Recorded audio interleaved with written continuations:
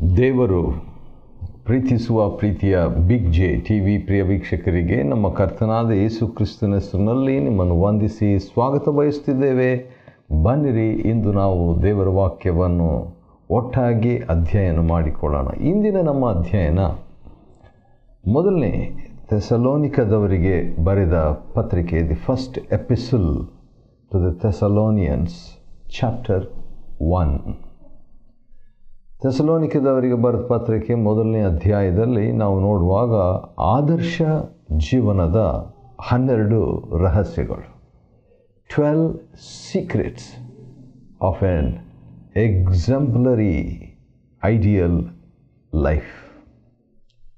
ಈ ಭೂಲೋಕದಲ್ಲಿ ನಾವು ಗುರಿಯಿಲ್ಲದ ಜೀವನ ಜೀವಿಸಬಾರದು, ಅಥವಾ ಕೇವಲ ಜೀವನವನ್ನು ಜೀವಿಸಬಾರ್ದು, ಯಾಂತ್ರಿಕವಾದ ಜೀವನ ಜೀವಿಸಬಾರ್ದು,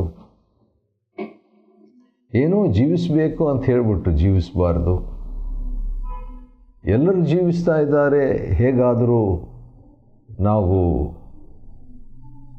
ಜೀವಿಸಲೇಬೇಕು ಎಂಬುದಾಗಿ ಜೀವಿಸಬಾರ್ದು. ಆದರೆ ಆದರ್ಶ ಜೀವನ ಜೀವಿಸಬೇಕು. ಆ ರೀತಿಯಾಗಿ ನಾವುಗಳು ಇಂದು ಭೂಲೋಕದಲ್ಲಿ ಆದರ್ಶ ಜೀವನವನ್ನು ಜೀವಿಸಬೇಕಾದರೆ 12 ರಹಸ್ಯಗಳು, 12 ಸೀಕ್ರೆಟ್ಸ್ ಆಫ್ ಎಕ್ಸಾಂಪ್ಲರಿ ಲೈಫ್. ಮೊದಲನೇದಾಗಿ ಪ್ರಾರ್ಥನೆ. ಮೊದಲನೇ ಥೆಸಲೋನಿಕದವರಿಗೆ ಬರೆದ ಪತ್ರಿಕೆ ಮೊದಲನೇ ಅಧ್ಯಾಯದ 2ನೇ ವಚನದಲ್ಲಿ ನಾವು ನಮ್ಮ ಪ್ರಾರ್ಥನೆಗಳಲ್ಲಿ ನಿಮ್ಮನ್ನು ಸ್ಮರಿಸುತ್ತಾ, ಪ್ರಾರ್ಥನೆಯಲ್ಲಿ ಜನರನ್ನು ಸ್ಮರಿಸುವಂಥದ್ದು ಭಾಳ ಒಳ್ಳೆಯದು. ಸ್ಮರಿಸುತ್ತಾ ನಿಮ್ಮೆಲ್ಲರಿಗಾಗಿ ದೇವರಿಗೆ ಯಾವಾಗಲೂ ಕೃತಜ್ಞತೆಯನ್ನು ಸಲ್ಲಿಸ್ತೇವೆ. ಪ್ರೇಯರ್ ಆಫ್ ಥ್ಯಾಂಕ್ಸ್ ಗಿವಿಂಗ್, ಕೃತಜ್ಞತೆಯ ಪ್ರಾರ್ಥನೆ. ಯಾರಿಗೋ ಪ್ರಾರ್ಥನೆ ಮಾಡ್ತಾ ಅವರಿಗಾಗಿ ದೇವರಿಗೆ ಸ್ತೋತ್ರ ಮಾಡುವಂಥ ಪ್ರಾರ್ಥನೆ, ವಾವ್, ಭಾಳ ಒಳ್ಳೆಯ ಪ್ರಾರ್ಥನೆ. ಅದನ್ನು ಮಾಡಬೇಕಂತ ಇಷ್ಟಪಡ್ತೇನೆ. ರೇ ಐಕರ್ ಎಂಬ ಭಕ್ತರು OM ಭಾರತದ ನಾಯಕರಾಗಿ ಸೇವೆ ಮಸೂರಿಯಲ್ಲಿ ಸಲ್ಲಿಸಿ ಮತ್ತು ಕೆಲವು ಕಾಲದ ಇತ್ತೀಚೆಗೆ ಅವರು ನಿಧನರಾದರು, ಕರ್ತನ ಬಳಿಗೆ ಸೇರಿದ್ದಾರೆ. ಅವರು ಏನು ಮಾಡ್ತಿದ್ರು, ಭಾಳ ಕುಟುಂಬ ಫೋಟೋಗಳನ್ನು ತಕ್ಕೊಂಡು ದೊಡ್ಡ ಬೋರ್ಡ್ನಲ್ಲಿ ಅವುಗಳನ್ನೆಲ್ಲ ಇಟ್ಬಿಟ್ಟು ಅವರೇನು ಮಾಡ್ತಿದ್ರು, ಒಂದೊಂದು ಕುಟುಂಬಕ್ಕಾಗಿ ಹೆಸರಾಗಿ ಪ್ರಾರ್ಥನೆ ಮಾಡ್ತಿದ್ರು. ವಾವ್, ನಾನು ಆ ರೀತಿಯಾಗಿ ಮಾಡಬೇಕಂತ ಪ್ರಯತ್ನಿಸಿದ್ದೆ, ಆದರೆ ಅದು ಮುಂದುವರಿಸಲಿಲ್ಲ. ಆದರೆ ಈಗ ಮುಂದುವರಿಸಬೇಕು ಅಂತ ನನಗೆ ಅನ್ನಿಸ್ತಾ ಇದೆ. ದೇವರ ಸಹಾಯದಿಂದ ಮುಂದುವರಿಸ ಬಯಸ್ತೇನೆ. ಪ್ರಾರ್ಥನೆ ಆದರ್ಶ ಜೀವನದ ಮೊದಲನೇ ರಹಸ್ಯ. ಎರಡನೇದಾಗಿ ನಂಬಿಕೆ, ಫೇತ್, ನಂಬಿಕೆ. 3ನೇ ವಚನದಲ್ಲಿ ನೋಡುವಾಗ ನಿಮ್ಮ ನಂಬಿಕೆಯ ಕ್ರಿಯೆ, ಫೇತ್ ಇನ್ ಆ್ಯಕ್ಷನ್. ಆದರ್ಶ ಜೀವನ ನಾನು ಭೂಲೋಕದಲ್ಲಿ ಮಾಡಬೇಕಾದ್ರೆ ಕೇವಲ ನಂಬಿಕೆ ಇಟ್ಕೋಬಾರ್ದು, ಅದು ನಂಬಿಕೆಯ ಕ್ರಿಯೆಯಾಗಿರಬೇಕು. ಯಾಕೋಬ 2ನೇ ಅಧ್ಯಾಯ 19ನೇ ವಚನದಲ್ಲಿ ನೀನು ದೇವರು ಒಬ್ಬನೇ ಅಂತ ನೀನು ನಂಬುತ್ತೀಯ, ಹಾಗೆ ನಂಬುವಂಥದ್ದು ಒಳ್ಳೆಯದು. ಆದರೆ ದೆವ್ವಗಳು ಕೂಡ ಹಾಗೆ ನಂಬಿ ನಡುಗಿ ಹೆದರುತ್ತವೆ ಎಂಬುದಾಗಿ ಭಕ್ತ ಯಾಕೋಬ ಭಾಳ ಸ್ಪಷ್ಟವಾಗಿ ಅದೇ ಸಂದರ್ಭದಲ್ಲಿ ಸವಾಲಿನ ಕರೆಯನ್ನು, ಹೇಳಿಕೆಯನ್ನು, ಸತ್ಯವನ್ನು ನೀಡುವಂಥದ್ದು ಬಹಳ ಉತ್ತೇಜನಕಾರಿಯಾದದ್ದು. ಹೌದು, ನಂಬಿಕೆ ಒಳ್ಳೆಯದು, ಆದರೆ ನಂಬಿಕೆಯ ಕ್ರಿಯೆ, ಇದು 2ನೇ ರಹಸ್ಯ ನಮ್ಮ ಜೀವನದಲ್ಲಿ ಆದರ್ಶ ಜೀವನಕ್ಕೆ. 3ನೇದಾಗಿ ಅದೇ 3ನೇ ವಚನದಲ್ಲಿ ಪ್ರೀತಿಯ ಪ್ರಯಾಸ, ಪ್ರೀತಿ. ಹೌದು, ಆದರ್ಶ ಜೀವನ ನಾನು ಜೀವಿಸಬೇಕಾದರೆ ಪ್ರೀತಿಯಲ್ಲಿ ಪ್ರಯಾಸ ಪಡಬೇಕು. ನನ್ನ ಪ್ರಯಾಸ, ಪ್ರೀತಿ ಕೂಡ ಒಂದು ವೇಳೆ ಹೌದು ಪ್ರೀತಿಸ್ತೇನೆ ಅಂತ ಒಂದು ಉದ್ವೇಗದ ಪ್ರೀತಿಯಾಗಿರದೆ, ಅದು ಪ್ರಯಾಸದ ಪ್ರೀತಿ. It's a ಲೇಬರಿಂಗ್ love. ಹೌದು, ಯೇಸು ಸ್ವಾಮಿ ತನ್ನ ಜೀವನವನ್ನು ಪ್ರೀತಿಯಲ್ಲಿ ಪ್ರಯಾಸವಾಗಿ ಇಟ್ಟಂಥದ್ದು ನಾವು ಈಗ ಸ್ಮರಿಸ್ತಕ್ಕದ್ದು. ಮೂರನೇದಾಗಿ ಅಂದ ಹಾಗೆ ನಾವು ಏನು ನೋಡ್ತಾ ಇದ್ದೀವಿ ಅಂತ ಹೇಳಿದ್ರೆ, ಆದರ್ಶ ಜೀವನ, ಭೂಲೋಕದಲ್ಲಿ ಆದರ್ಶ ಜೀವನವನ್ನು ಮಾಡಬೇಕಾದ್ರೆ 12 ರಹಸ್ಯಗಳು.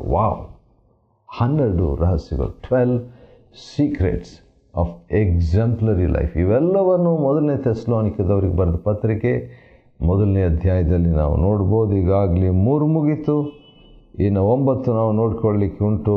ಆದ ಕಾರಣ 1ನೇ ಥೆಸಲೋನಿಕದವರಿಗೆ ಬರೆದ ಪತ್ರಿಕೆ 1ನೇ ಅಧ್ಯಾಯದ 3ನೇ ವಚನದಲ್ಲಿ ನಿರೀಕ್ಷೆ, ಹೋಪ್,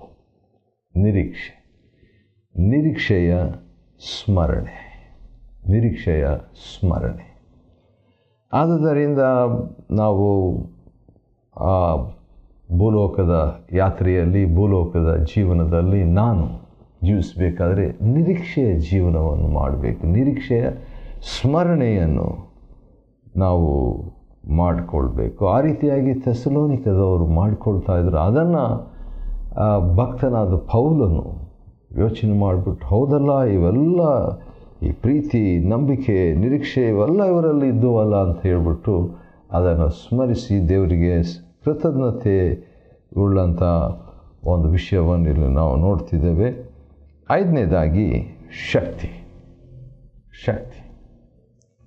ನಾವೇನು ಸ್ಟಡಿ ಮಾಡ್ತಾ ಇದ್ದೇವೆ ಅಂತ ಹೇಳ್ಬಿಟ್ಟು ನೋಡುವಾಗ 1ನೇ ಥೆಸಲೋನಿಕದವರಿಗೆ ಬರೆದ ಪತ್ರಿಕೆ 1ನೇ ಅಧ್ಯಾಯದಲ್ಲಿ ಆದರ್ಶ ಜೀವನದ 12 ರಹಸ್ಯಗಳು, 12 secrets of an exemplary ideal life. ಅದರಲ್ಲಿ 5ನೇದು ಏನಂತ ಹೇಳಿದ್ರೆ ಶಕ್ತಿ ಇರಬೇಕು ರೀ. 1ನೇ ಥೆಸಲೋನಿಕದವರಿಗೆ ಬರೆದ ಪತ್ರಿಕೆ 1ನೇ ಅಧ್ಯಾಯದ 5ನೇ ವಚನದಲ್ಲಿ ನಾವು ನೋಡುವಾಗ ಶಕ್ತಿ, ನಮ್ಮ ಸುವಾರ್ತೆಯು ನಿಮಗೆ ಬರೀ ಮಾತಾಗಿ ಬಾರದೆ ಶಕ್ತಿಯಲ್ಲಿ. Wow, I like it. ನನಗೂ ಕೂಡ ಆ ರೀತಿಯಾಗಿ ಬಯಸ್ತೇನೆ. ಆ ರೀತಿಯಾಗಿ ಇನ್ನೂ ಇಲ್ಲ, ಬಯಸ್ತೇನೆ. ದೇವರ ಕೃಪೆಯಿಂದ ತಗ್ಗಿಸಿಕೊಂಡು, ಕೃಪೆ ಪಡ್ಕೊಂಡು ಶಕ್ತಿ, ಸುವಾರ್ತೆಯನ್ನು ಕೇವಲ ಸುವಾರ್ತೆಯಾಗಿ ಬರೀ ಮಾತಾಗಿ ಮಾತಾಡದೆ ಶಕ್ತಿಯಿಂದ ಮಾತನಾಡಬೇಕು ಎಂಬುದಾಗಿ, ಶಕ್ತಿಪೂರ್ವಕವಾಗಿ. ಅದಕ್ಕೆ ಸಂಬಂಧಪಟ್ಟಂಥ ಇನ್ನೊಂದು ವಿಷಯ ಅದೇ ವಚನದಲ್ಲಿ 1ನೇ ಥೆಸಲೋನಿಕದವರಿಗೆ ಬರೆದ ಪತ್ರಿಕೆ 1ನೇ ಅಧ್ಯಾಯದ 5ನೇ ವಚನದಲ್ಲಿ 2ನೇ ಭಾಗ, ಶಕ್ತಿಯಲ್ಲಿಯೂ ಪವಿತ್ರಾತ್ಮದಲ್ಲಿಯೂ. ವಾವ್, ಪವಿತ್ರಾತ್ಮದಲ್ಲಿ. ಹಾಗಾದರೆ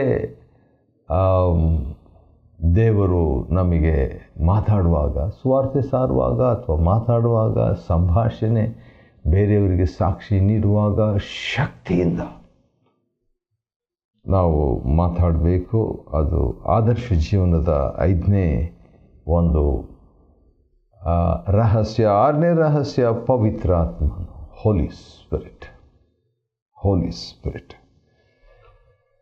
ಇದರ ಬಗ್ಗೆ ಹೆಚ್ಚಾಗಿ ನಾನು ಹೇಳುವಂಥ ಅವಶ್ಯಕತೆ ಇಲ್ಲ. ಯಾಕಂತ ಹೇಳಿದ್ರೆ ತ್ರಯೇಕತ್ವದ ತಂದೆ, ಮಗ, ಪವಿತ್ರಾತ್ಮನು, ತ್ರಯೇಕತ್ವದ 3ನೇ ವ್ಯಕ್ತಿಯಾಗಿರುವ ಪವಿತ್ರಾತ್ಮನು ನಮಗೆ ಆದರ್ಶ ಜೀವನವನ್ನು ಜೀವಿಸುವುದಕ್ಕೆ, ಎಕ್ಸಾಂಪ್ಲರಿ ಮಾದರಿಯ ಜೀವನವನ್ನು ಜೀವಿಸಲಿಕ್ಕೆ ಆತನು ಶಕ್ತಿಯನ್ನು, ಅಭಿಷೇಕವನ್ನು ಕೊಡುವಾತನಾಗಿದ್ದಾನೆ. ಮತ್ತು 7ನೇದಾಗಿ ಅದೇ 5ನೇ ವಚನದಲ್ಲಿ ಇದೆ ಇನ್ನೊಂದು ವಿಷಯ.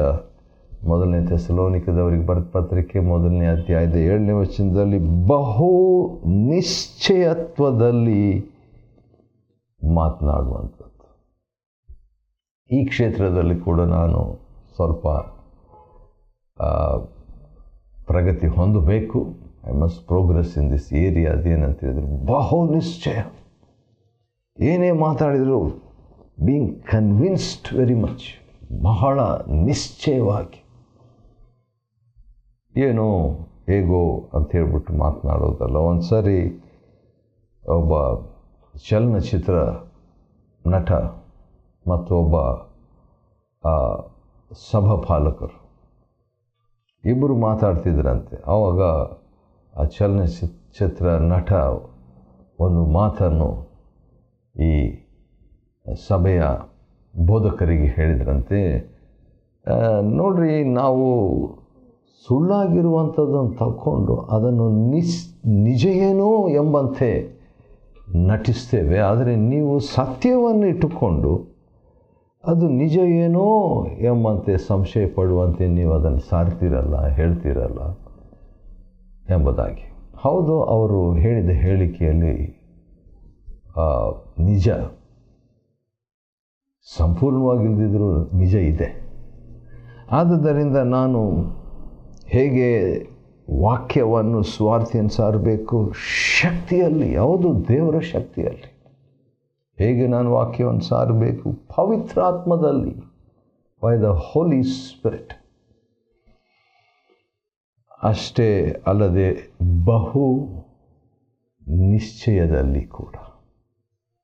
ಯಾಕಂತ ಹೇಳಿದರೆ ಇದು ದೇವರ ವಾಕ್ಯ, ಇದರಲ್ಲಿ ದೇವರ ಶಕ್ತಿ ಅಡಕವಾಗಿದೆ. ಅಂದರೆ ದೇವರ ವಾಕ್ಯದಲ್ಲಿ ದೇವರ ಶಕ್ತಿ ಅಡಕವಾಗಿದೆ ಇದರಲ್ಲಿ ಅಂತ ಹೇಳುವಾಗ ಬೈಬಲ್ನಲ್ಲಿ ಅಲ್ಲ, ಆದರೆ ಬೈಬಲ್ ವಾಕ್ಯದಲ್ಲಿ ದೇವರ ಶಕ್ತಿ ಇದೆ. ಅದು ಬಹುನಿಶ್ಚಯವಾಗಿ ಬರತಕ್ಕದ್ದು. ಆಗ ನಾವು ಆದರ್ಶ ಜೀವನವನ್ನು ಜೀವಿಸಲು ಸಾಧ್ಯ. 8ನೇದಾಗಿ 6ನೇ ವಚನ, 1ನೇ ಥೆಸಲೋನಿಕದವರಿಗೆ ಬರೆದ ಪತ್ರಿಕೆ 1ನೇ ಅಧ್ಯಾಯದ 6ನೇ ವಚನದಲ್ಲಿ ನೋಡುವಾಗ ಹಿಂಸೆ, ಬಾಧೆ. ಹೌದು, ಆತ್ಮಿಕ ಜೀವನ ಕ್ರಿಸ್ತನಿಗಾಗಿ ಹಿಂಸೆಯನ್ನು ಅನುಭವಿಸುವ ಜೀವನ. ಆದುದರಿಂದ ಆದರ್ಶ ಜೀವನದ 8ನೇ ರಹಸ್ಯ ಏನಂತ ಹೇಳಿದರೆ ಬಹು ಹಿಂಸೆಯಿಂದ. ಅಂದರೆ ನಾವು ಬೇಕಂತ ಏನಾದರೂ ತಪ್ಪು ಮಾಡಿ ಹಿಂಸೆ ಪಡುವಂಥದ್ದಲ್ಲ, ಆದರೆ ಕರ್ತನಿಗಾಗಿ ಜೀವಿಸುವಾಗ ನಮಗೆ ಹಿಂಸೆ ಬರ್ತದೆ. ಬಂದಾಗ ಅದನ್ನು ಅನುಭವಿಸುವಂಥದ್ದು ಕೂಡ ಆದರ್ಶ ಜೀವನದ 8ನೇ ರಹಸ್ಯವಾಗಿದೆ. 9ನೇದಾಗಿ ಏನು ನೋಡ್ಕೊಳ್ತಾ ಇದ್ದೀವಿ, ಏನು ಧ್ಯಾನ ಮಾಡ್ತಾ ಇದ್ದೀವಿ ಅಂತ ಹೇಳಿದ್ರೆ 1ನೇ ಥೆಸಲೋನಿಕದವರಿಗೆ ಬರೆದ ಪತ್ರಿಕೆ 1ನೇ ಅಧ್ಯಾಯದಲ್ಲಿ ನಾವು ಆದರ್ಶ ಜೀವನದ 12 ರಹಸ್ಯಗಳನ್ನು ನೋಡ್ಕೊಳ್ತಾ ಇದ್ದೀವಿ. ಅದರಲ್ಲಿ 9ನೇ ರಹಸ್ಯಕ್ಕೆ ಬಂದಿದ್ದೇವೆ. ಅದೇನಂತ ಹೇಳಿದರೆ ಆನಂದ, ಜಾಯ್, ಆನಂದ. ಅದೆಂಥ ಆನಂದ ಅಂತ ಹೇಳ್ಬಿಟ್ಟು ನೋಡುವಾಗ ಪವಿತ್ರಾತ್ಮ ಪ್ರೇರಿತ ಆನಂದ. ವಾವ್! ಹೌದು, ನನಗೆ ಬೇಕಿದು, ನಮಗೆ ಬೇಕು ಪವಿತ್ರಾತ್ಮ ಪ್ರೇರಿತ ಆನಂದ. ಯೇಸು ಸ್ವಾಮಿಯ ವಿಷಯದಲ್ಲಿ ಕೂಡ ನೋಡುವಾಗ ಈ ಒಂದು ಮಾತನ್ನು ನಾವು ಲೂಕನ ಬರೆದ ಸುವಾರ್ತೆಯಲ್ಲಿ ಓದಿಕೊಳ್ತೇವೆ. ಯಾಕಂದರೆ ಯೇಸು ಸ್ವಾಮಿ ಪವಿತ್ರಾತ್ಮನಿಂದ ಪ್ರೇರಿತರಾಗಿ ಸಂತೋಷಪಟ್ಟರು ಎಂಬಂಥ ಮಾತನ್ನು ನಾವು ನೋಡಿಕೊಳ್ತೇವೆ. ಆದ ಕಾರಣ ಈ ಪವಿತ್ರಾತ್ಮ ಪ್ರೇರಿತ ಆನಂದ ಬಹಳ ಅಗತ್ಯ. ಇದು ಆದರ್ಶ ಜೀವನದ 9ನೇ ರಹಸ್ಯ, ಜಾಯ್. ಯಾಕಂದರೆ ಆತ್ಮಿಕ ಜೀವನ ಆನಂದದ ಜೀವನ. ಆನಂದ ಇಲ್ಲದೆ ಒಂದು ವೇಳೆ ಜಿಗುಪ್ಸೆ, ನಿರಾಶೆ ಇರುವಂಥ ಒಂದು ಜೀವನ ಆತ್ಮಿಕ ಜೀವನ ಅಲ್ಲವೇ ಅಲ್ಲ. ಹೌದು, ಕಷ್ಟಗಳು, ಹಿಂಸೆಗಳು ಇರ್ಬೋದು, ಆದರೂ ಕೂಡ ಇವರು ಬಹು ಹಿಂಸೆಯಿಂದಲೂ ಪವಿತ್ರಾತ್ಮ ಪ್ರೇರಿತ ಆನಂದದಿಂದಲೂ ಇದ್ದಂಥ ವಿಷಯವನ್ನು 1ನೇ ಥೆಸಲೋನಿಕದವರಿಗೆ ಬರೆದ ಪತ್ರಿಕೆ 1ನೇ ಅಧ್ಯಾಯದ ಈ 8ನೇ ವಚನದಲ್ಲಿ ಇರುವಂಥದ್ದನ್ನು ನೋಡ್ಬೋದು.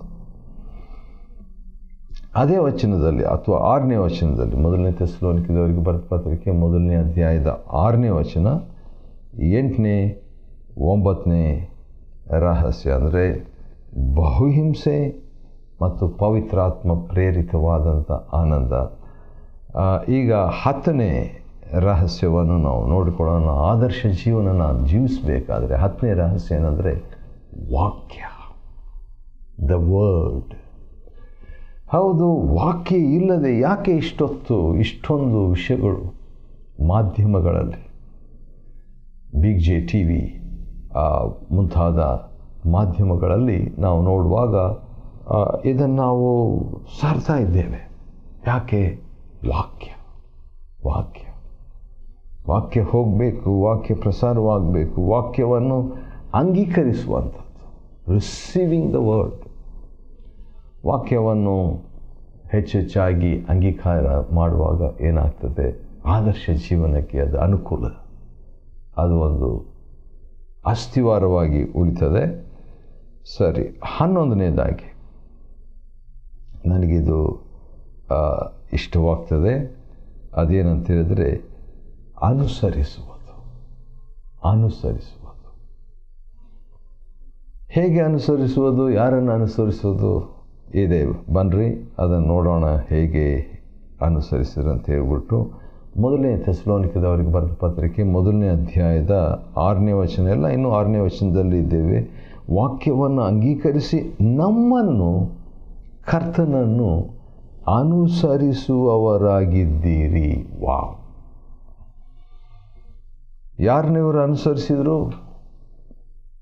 ನಮ್ಮನ್ನು, ಅಂದರೆ ಆತ್ಮಿಕ ನಾಯಕರನ್ನು, ಆದರ್ಶ ವ್ಯಕ್ತಿಗಳನ್ನು, ಆತ್ಮಿಕರನ್ನು ಅನುಸರಿಸುವಂಥದ್ದು ಭಾಳ ಪ್ರಾಮುಖ್ಯ. ನನ್ನ ಜೀವನದಲ್ಲಿ ಕೂಡ ಕೆಲವು ಭಕ್ತಾದಿಗಳು, ಅಂದರೆ ಭಕ್ತ ಸಿಂಗ್, ಜಾರ್ಜ್ ವರ್ವರ್, DGS ದಿನಕರನ್, ಝ್ಯಾಕ್ ಪೂನನ್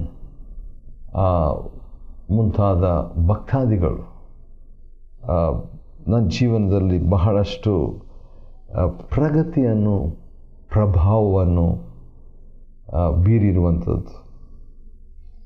ಇನ್ನು ವಾಕ್ಯ ಅಂತ ಹೇಳಿಬಿಟ್ಟು ನೋಡುವಾಗ R. ಸ್ಟ್ಯಾನ್ಲಿ, ಸ್ಯಾಮ್ ಪಿ ಚಲದೊರೆ, ಈ ರೀತಿಯಾಗಿ ಕೆಲವು ಭಕ್ತರನ್ನು ದೇವರು, ಶತಾನಂದಯ್ಯವರು ಮುಂತಾದ ವ್ಯಕ್ತಿಗಳನ್ನು, ಅಗಸ್ಟಿನ್ ಸಾಲಿನ್ಸ್ ಅವರು, ಥಿಯೋಡರ್ ವಿಲಿಯಮ್ಸ್, ಈ ರೀತಿಯಾಗಿ ಅನೇಕ ಮಾರ್ಗದರ್ಶಕರನ್ನು ದೇವರು ನಮ್ಮ ದೇಶದಲ್ಲಿ ಕೊಟ್ಟು ಅವರನ್ನು ಹಿಂಬಾಲಿಸಬೇಕು ಎಂಬುದಾಗಿಟ್ಟಿರುವಾಗ ನಮ್ಮನ್ನು ಹಿಂಬಾಲಿಸ್ರಿ.